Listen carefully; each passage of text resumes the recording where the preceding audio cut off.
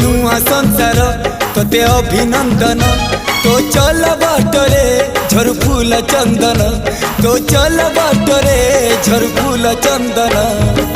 समयर चक्का भौरी घुरे घुरे फुले कांदनालो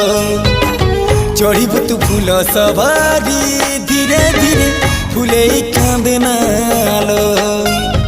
बाहादर सुख परा